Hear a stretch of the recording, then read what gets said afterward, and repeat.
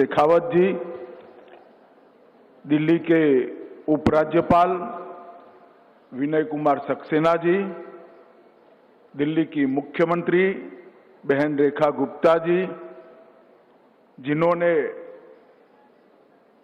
आपातकाल के खिलाफ के संघर्ष को बहुत नजदीक से देखा है और आपातकाल के खिलाफ लड़ाई जिस नारे के साथ लड़ी गई, अंधेरे में एक प्रकाश, जय प्रकाश, जय प्रकाश, वो जयप्रकाश जी के अनन्य साथी प्रोफेसर राम बहादुर राय जी, जोर से जरा ताली बजाइए राम बहादुर जी के लिए।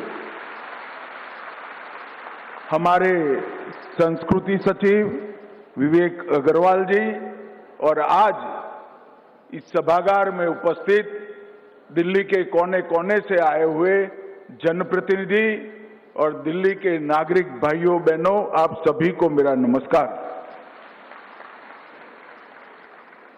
मित्रों, आज हम आजादी के बाद के भारत के इतिहास के एक काले अध्याय को याद करने के लिए एकत्रित आए हैं। ऐसा कहते हैं कि कुछ बुरी घटनाओं को जीवन से भुला देना चाहिए, वो सही भी है, मगर जब बात हो समाज जीवन की, राष्ट्र जीवन की, तब बुरी घटनाओं को चिरकाल तक याद रखना चाहिए, क्योंकि उसकी पुनरावृत्ति कभी न हो पाए। इसलिए देश का युवा और किशोर संस्कारित भी हो, संगठित भी हो और संघर्षरत भी हो। और इसीलिए हमारे प्रधानमंत्री नरेंद्र मोदी जी ने 25 तारीख का ये दिन संविधान हत्या दिन के रूप में मनाने का सरकारी निर्णय किया है। गृह मंत्रालय ने ही ये घोषणा की। जब ये निर्णय हो रहा था तब कई सारे विचार आए नाम के बारे में, और ऐसा भी लगा कि संविधान हत्या दिन एक प्रकार से थोड़ा कठोर शब्द है, निर्मम शब्द है, मगर सोच विचार कर ये दिन का नाम रखा गया, क्योंकि जिस प्रकार से आपातकाल में देश को एक जेल खाना बनाकर रख दिया था, देश की आत्मा को मूंगा कर रख दिया गया था, न्यायालय के कान को बहरा कर रख दिया गया था, लिखने वालों की कलम से स्याही ही निकाल दी गई थी, वो पूरे कालखंड का वर्णन इतने कठोर शब्दों के साथ ही करना चाहिए, तभी युवा पीढ़ी को मालूम पड़ेगा कि क्या हुआ था। मित्रों, आज यहां पर एक पुस्तक की भी विमोचन हुई, the emergency diaries, years that forge a leader.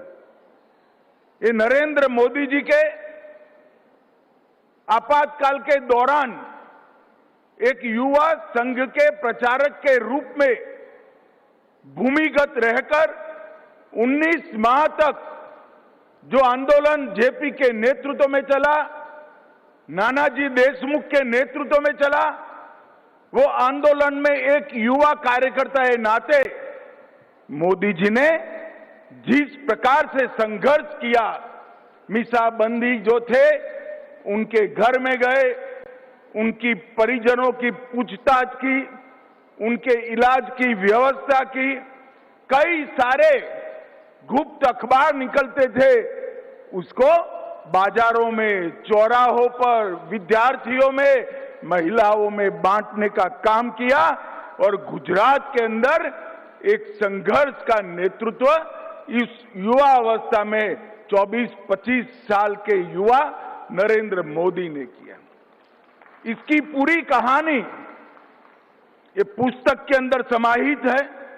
इसके साथ साथ राष्ट्रीय स्वयंसेवक संघ और जनसंघ की भूमिका, लोक संघर्ष समिति का संघर्ष, और इसके साथ सत्याग्रह और जन जागरण की दिक्कतें, और नरेंद्र मोदी जी उस वक्त भूमिगत रहकर काम करते थे। कभी साधु, कभी सरदार जी, कभी हिप्पी, कभी अगरबत्ती बेचने वाला, या कभी अखबार डालने वाले फेरिया का काम कर कर ये सारे काम उन्होंने अंजाम किए थे। और आज देखिए, विधाता भी जब न्याय करता है तो किस तरह से करता है।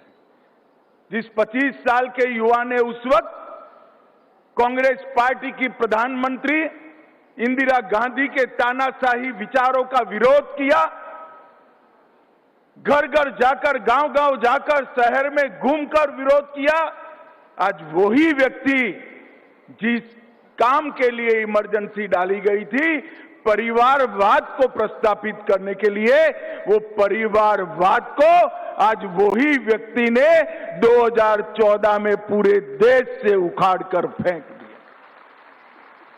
और ये पुस्तक 5 अध्यायों में मीडिया की सेंसरशिप, सरकार का दमन, संघ और जनसंघ का संघर्ष, आपातकालीन पीड़ितों का, उनकी पीड़ा का वर्णन, और तानाशाही से जन भागीदारी तक की ये यात्रा, इसका वर्णन इस पुस्तक में है। मैं विशेषकर देश के युवाओं को अपील करना चाहता हूं, एक बार इस पुस्तक को जरूर पढ़िए। आपकी ही आयु के एक युवा ने अपने शुरुआती दिनों में जिस प्रकार से तानाशाही के खिलाफ संघर्ष किया, वही युवा इस देश में लोकतंत्र की जड़ों को मजबूत करने वाला आज का प्रधानमंत्री नरेंद्र मोदी है। मित्रों, 24 जून 75 की रात को आपातकाल लागू कर दिया गया और एक सोच जमीन पर उतारने का, एक तानाशाह की सोच को जमीन पर उतारने का वो अध्यादेश अस्तित्व में आया। कई बार इतिहास सिर्फ घटनाओं को नहीं बताता है, वह नीयत और नजरिए को भी उजागर करता है। बाबा साहेब आंबेडकर और संविधान निर्माता ने जो 2,67,000 शब्द बोलकर, चर्चा कर संविधान का निर्माण किया था, वो सारी चर्चाओं का अंत इंदिरा जी ने, राष्ट्रपति जी ने आज आपातकाल की घोषणा की है। एक वाक्य बोलकर सारे संविधान के स्पिरिट को खत्म करने का काम किया। और उसके बाद हम सब जानते हैं, जयप्रकाश नारायण जी ने इसके खिलाफ संघर्ष किया और इमरजेंसी डालने का मूल कारण भी जो 12 जून का फैसला था वो था। 12 जून को 2 घटनाएं एक साथ हुई। इलाहाबाद हाईकोर्ट ने देश की प्रधानमंत्री के इलेक्शन को खारिज कर दिया। उनको बताया कि आप 6 साल तक चुनाव नहीं लड़ सकती। पूरे देश में सन्नाटा छा गया और सुप्रीम कोर्ट से उसको स्टे मिला। इसके साथ साथ 12 जून को एक और घटना हुई थी। मैं गुजरात से आता हूं। 12 जून को ही गुजरात में जनता मोर्चे का प्रयोग सफल हुआ और गुजरात में कांग्रेस की सत्ता का अंत होकर जनता पार्टी की सरकार बनी। इससे घबराकर 25 तारीख को आपातकाल लगाया गया। कारण तो कहा कि राष्ट्र की सुरक्षा खतरे में है, परंतु पूरी दुनिया अब जानती है राष्ट्र की सुरक्षा को कुछ नहीं हुआ था, उनकी कुर्सी खतरे में थी। जेपी के संपूर्ण क्रांति के नारे ने पूरे देश को झंझोड़ कर रख दिया था। गुजरात से शुरू किया हुआ आंदोलन बिहार तक पहुंचा था। गुजरात में सरकार गिरी, चुनाव हुआ, कांग्रेस गई और सभी विपक्षों ने एकजुट होकर जनता पार्टी की सरकार बनाई और ये इंदिरा जी के लिए बहुत बड़ी चेतावनी थी। और जेपी के आंदोलन में महंगाई के खिलाफ छात्र इकट्ठा हुए, अन्याय के खिलाफ रेल कर्मचारी इकट्ठा हुए और जगह जगह पर भ्रष्टाचार विरोधी आंदोलन हुआ और उसमें अंत में 12 तारीख को इलाहाबाद हाई कोर्ट ने इंदिरा जी को संसद सदस्य के नाते गैरलायक बना दिया। 24 जून को सुप्रीम कोर्ट से स्टे मिला और 24 जून की रात को ही इन्होंने इमरजेंसी डालकर स्टे देने वाली कोर्ट को भी चुप कर दिया, अखबारों को भी चुप कर दिया, आकाशवाणी को भी चुप किया और 1,10,000 सामाजिक राजनीतिक कार्यकर्ताओं को जेल की काल कोठरी में बंद कर दिया। सुबह 4 बजे कैबिनेट बुलाई, कोई एजेंडा सर्कुलेट नहीं हुआ और उसकी घोषणा करने का काम हो गया। शाह कमीशन ने पूरी जांच के बाद कहा डिटेंशन, स्टेरिलाइजेशन, नसबंदी और डिमोलिशन, ये तीनों ने पूरे देश के अंदर जिस प्रकार से भय और आतंक का वातावरण किया, इसका कहीं विश्व में कोई जोड़ नहीं मिल सकता है। मित्रों, विजया राजे सिंधिया, जेपी स्वयं, मुरारजी भाई, चौधरी चरण सिंह, राजनारायण, अटल जी, अडवाणी जी, आचार्य कृपलानी, जॉर्ज फर्नांडिस, अरुण जेटली, जय किशन गुप्ता, सत्येंद्र नारायण सिंह, गायत्री देवी, मुलायम सिंह यादव और डीएमके के नेता, ये सारे के सारे कोई जुर्म के बगैर जेल की सलाखों में पहुंचा दिए गए।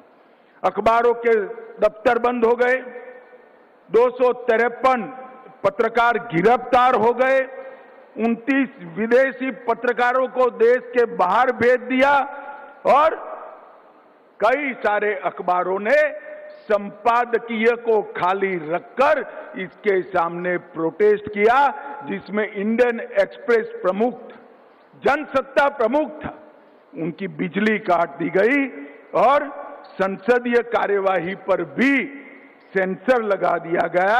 न्यायालय को भी एक प्रकार से नियंत्रित कर दिया गया। देश भर में लोकतांत्रिक अधिकार खत्म हुए।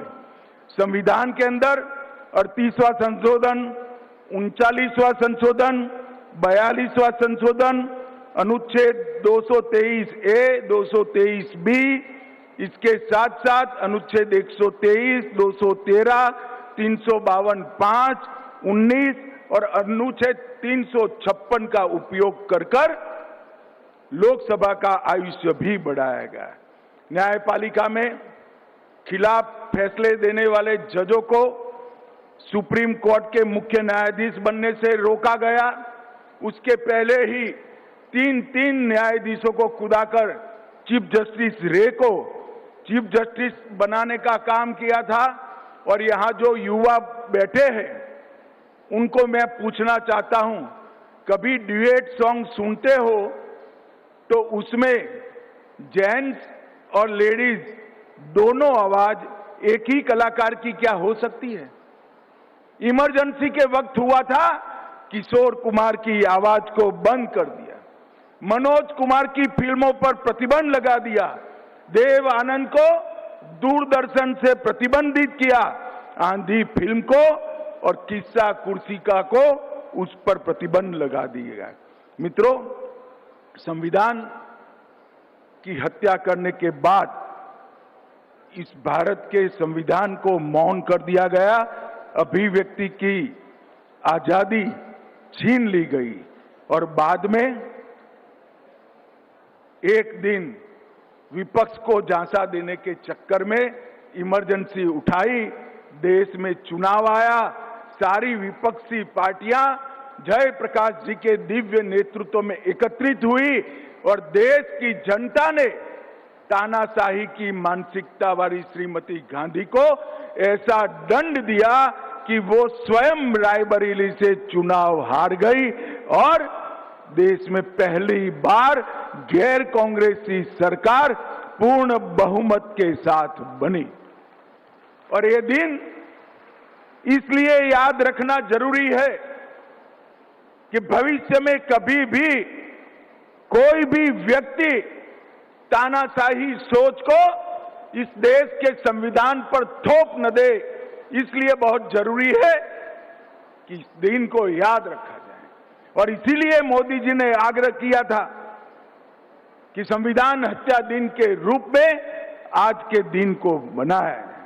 आज एक विचार जो उस वक्त पनपा था, राष्ट्र से बड़ी पार्टी है, पार्टी से बड़ा परिवार है, परिवार से बड़ा मैं हूं और देश हित से बड़ी सत्ता है, उससे उलट आज मोदी जी के नेतृत्व में भारत प्रथम की सोच पूरी जनता के जनमानस के अंदर गूंज रही है। और ये परिवर्तन उन हजारों लोकतंत्र के योद्धाओं के संघर्ष के कारण है, जिन्होंने 19 महीने जेल में काटे और जो नारा बनाया गया था इंदिरा इज इंडिया, वो नारे को उलट कर इंदिरा अगेंस्ट इंडिया का नारा गगन में गूंजने लगा और परिवर्तन हुआ।